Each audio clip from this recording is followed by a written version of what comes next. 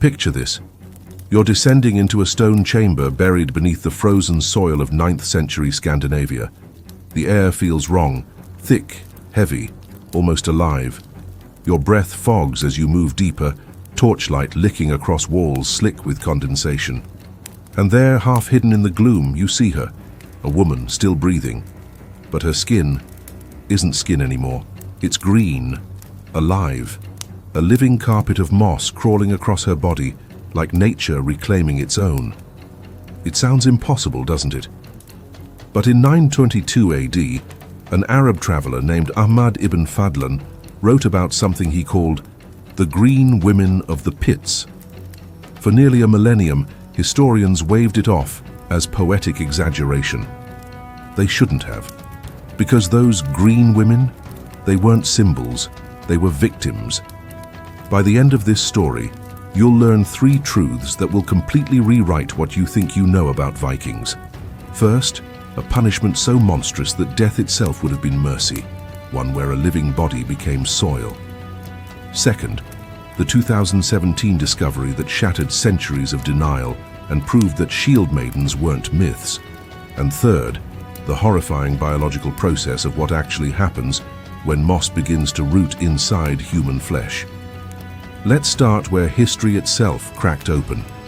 For centuries, scholars argued over whether female warriors of the Viking Age ever truly existed. The sagas told legends, Lagertha leading armies, Hervor wielding a cursed sword, but academics scoffed. Stories, they said, written by monks long after the fact. No proof, no bones, no weapons, until 2017. A discovery in the Swedish town of Birka detonated through the archaeological world like a thunderclap. A grave uncovered back in the 1880s had always been catalogued as male, a high-ranking warrior, buried with a sword, 2 shields, a battle axe, armor-piercing arrows, and a set of gaming pieces used for military strategy. A commander's tomb. For over a century, no one questioned it. Then came DNA testing. Chromosomes don't lie. The warrior was female, not speculation, not partial DNA, fully, unmistakably female. This wasn't a camp follower or ceremonial burial. This was a strategist, buried with the insignia of command. The revelation blew a hole through centuries of academic certainty. Shield-Maidens were real. But that discovery opened a darker question, one no one wanted to ask. If Viking women truly took up arms, what happened when they broke the code? What if they ran? Because in Norse culture, honor wasn't just reputation, it was survival, spirituality, identity. To die sword in hand was to enter Valhalla. To falter was to lose everything. And for women who had already defied the sacred boundaries of gender, to fail in battle wasn't just cowardice, it was blasphemy. There was a word for it, Nidingur. It meant something beyond traitor, something rotten, a spiritual contaminant, a living curse. And for a Shield-Maiden branded Nidingur, there was no redemption, no honorable death. Her punishment had to fit the depth of her disgrace. Execution would have been merciful. Instead, they created something far worse. They called it the wet room, a sentence designed to erase the body, the name, and even the humanity of the condemned. Imagine it. You fought your way into the shield wall, earned your place through sweat and blood. Your comrades trust you. Your name carries weight. And then, in one instant of panic, you break, you turn, you run. The moment your feet leave that battlefield, you cease to exist in their eyes. You are Nidingur, an infection that must be purged. The records that survived, mostly fragments of Icelandic law codes, speak of punishment for male oath-breakers, exile, pursuit, and death by the elements. But for female warriors, the law fell silent. Silence can be its own confession. What came next wasn't quick. It was artfully cruel. A ritual built not to kill, but to unmake. They carved stone chambers deep beneath the frost line, where the earth weeps with condensation and the temperature never rises above freezing. The perfect humidity, the perfect darkness.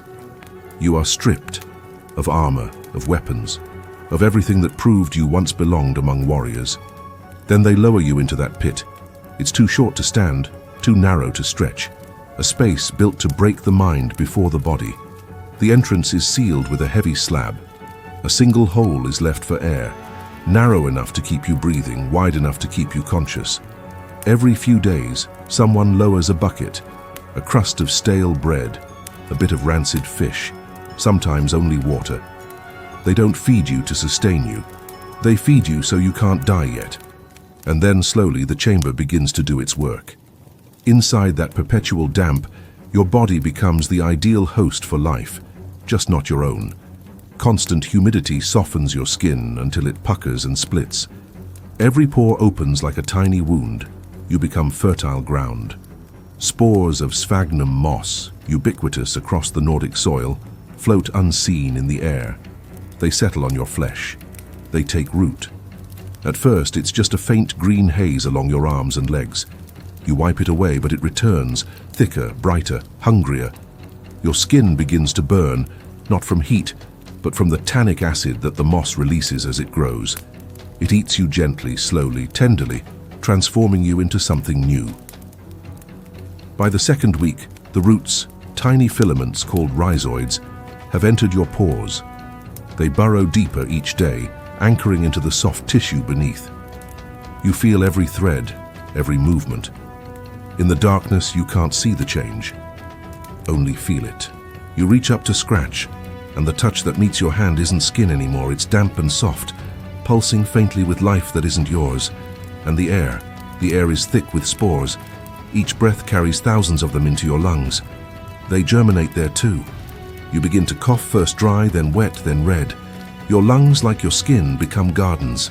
In 2019, scientists studying Scandinavian bog bodies found microscopic growth patterns, moss roots embedded in tissue that had clearly been alive when colonization began. Meaning those victims hadn't been dead when the moss arrived. They'd been living incubators, transformed from the inside out.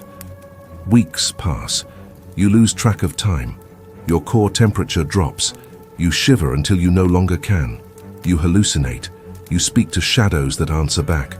The sagas whisper of green women who spoke to the dead. It wasn't legend. It was biology and madness entwined. By the fourth week, the roots have reached your muscles. You are no longer covered in moss. You are moss, woven through, cell by cell. The Vikings believed that those who brought unbearable shame would become one with the earth before death. Now we understand how literal that was. When archaeologists uncovered the Hårby chamber in 2003, they found her, the body of a woman curled beneath a stone cap. Traces of weapons shattered beside her, a broken sword, an axe stripped of its handle, a ruined shield boss, not symbols of honor, symbols of ridicule. Inside her bones, researchers found fragments of sphagnum moss, deep in the marrow, where no plant should exist. Her trachea was packed with spores. Her nails had clawed at the stone walls for weeks. She had lived through every stage of the wet room death. And based on the moss growth rate inside her remains, she had survived between 6 and 8 weeks. 2 full months of darkness, of transformation, of being slowly digested by the living world. Why is none of this written in Viking chronicles? Because history is written by those who want to remember glory, not guilt. When Christianity swept through Scandinavia around 1000 AD, pagan punishments like this vanished, and so did their records. Monks preserved the battles, the heroes, the victories. They erased the shame, but the earth never forgets. And when the mossed bones surfaced, so did the truth the sagas tried to bury. Shield-Maidens existed. Their punishments were real. And some parts of Viking history are darker than any myth ever told. Yet what's even more disturbing, what the next part of this story reveals, is that the wet room wasn't the only punishment of its kind. Because deep within medieval Europe, another ritual emerged, one so deranged, it made the moss chambers look merciful. To understand it, we have to follow the trail of the green women beyond Scandinavia, into the cathedrals and dungeons of Christian Europe. When the Hårby chamber was unearthed in 2003, archaeologists thought it was a single anomaly, an isolated ritual buried under centuries of frost and myth. But then came the second chamber. Just a few miles away, another stone pit appeared, identical in structure. The same moisture channels, the same meticulous engineering designed not to kill quickly, but to sustain decay. Inside, partial remains of two women, and beside them, a stone tablet etched with runes, so eroded only fragments could be read. 3 words survive translation: Nidinga, Jord, hold, dishonor, earth, flesh. For the first time, the words Ibn Fadlan wrote in 922 AD made sense. The green women of the pits weren't metaphors, they were Nidinga, oathbreakers transformed into the earth itself. What's more disturbing is how deliberately these chambers were erased. Unlike normal graves, wet room sites were sealed beneath layers of ash, peat, and stone. As if the Vikings feared what might rise again. No markers, no memorials, just silence. But silence doesn't erase truth. When researchers began cross-referencing excavation data from Sweden, Denmark, and Norway, a pattern appeared. Stone-lined moisture pits beneath ancient fortresses, always near water sources, always deep enough to maintain humidity, and, most damningly, always containing female remains. By 2020, archaeologists had identified over a dozen potential wet room sites across Scandinavia. Each one consistent, each one echoing the same ritualistic cruelty, and yet none of them appear in any written Viking record. How is that possible? How can an entire system of punishment simply vanish from history? The answer lies in conversion. When Christianity spread north, it didn't just replace the old gods, it rewrote the stories. Monks who recorded Norse sagas chose what survived and what didn't. The bravery stayed. The shame was deleted. The wet room was more than punishment. It was the embodiment of a pagan belief system that Christianity couldn't allow to survive. A belief that the body could be spiritually polluted and that pollution could infect the land itself. To the church, that was heresy. So the stories were scrubbed, the rituals destroyed, the victims forgotten. But there's one chilling clue that suggests the concept of the wet room didn't die. It evolved. Because in medieval Europe, far from the fjords of the north, chroniclers began recording something eerily familiar. Women entombed alive in damp stone cells to purge their sins through decay. Different religion, same idea.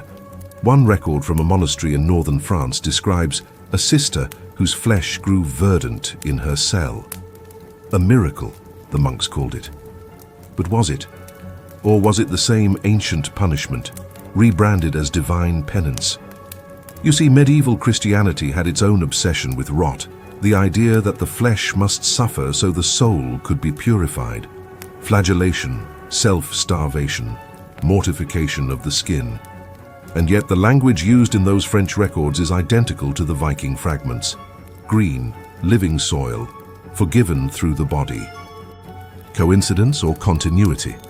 Some historians now suspect that the Norse concept of Nidinga punishment quietly migrated into Christian monastic practice, stripped of its pagan meaning, disguised as holiness. The Vikings turned dishonor into moss. The church turned sin into sanctity. Both believed decay could cleanse. And perhaps most disturbing of all, one artifact may prove that link. In 2011, a reliquary, a small box meant to hold a saint's remains, was found in a ruined abbey near Rouen, France. Inside wasn't bone or ash, it was moss. DNA analysis revealed it wasn't a random sample from the countryside. It was Sphagnum balticum, a species native only to Scandinavia. It had been growing there for nearly 1,000 years.